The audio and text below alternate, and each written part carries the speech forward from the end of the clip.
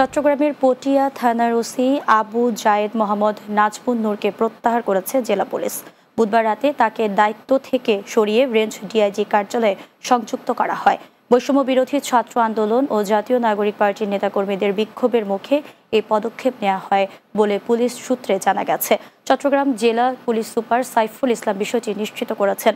তিনি জানান, মঙ্গলবার রাতে ছাত্রলীগের এক নেতাকে ধরে থানায় নিয়ে যায় বৈষম্য বিরোধী ছাত্র আন্দোলনের নেতারা, কিন্তু তার নামে মামলা না থাকায় পুলিশ তাকে গ্রেফতার করতে অস্বীকৃতি জানালে উত্তেজনা ছড়িয়ে পড়ে এবং পুলিশের সঙ্গে আন্দোলনকারীদের সংঘর্ষ হয়।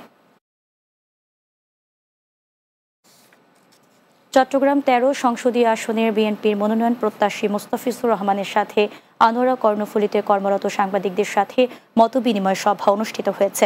আনোয়ারা উপজেলার একটি পার্কে এ সভা অনুষ্ঠিত হয়।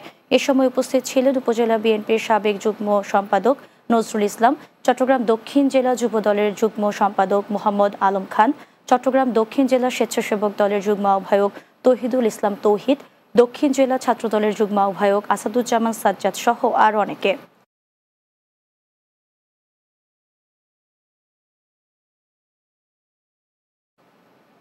শেষ করব দিনের বাংলা। যাওয়ার আগে সংবাদ শিরোনামগুলো জানিয়ে দিচ্ছি আরও একবার।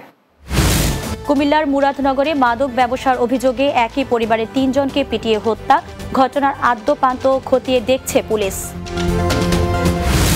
জুলাই আগস্টে রাজধানীর চাংখারপুলে ৬ জনকে হত্যা মামলায় ট্রাইব্যুনালে অভিযোগ গঠনের শুনানি শেষ, আদেশ ১৪ জুলাই।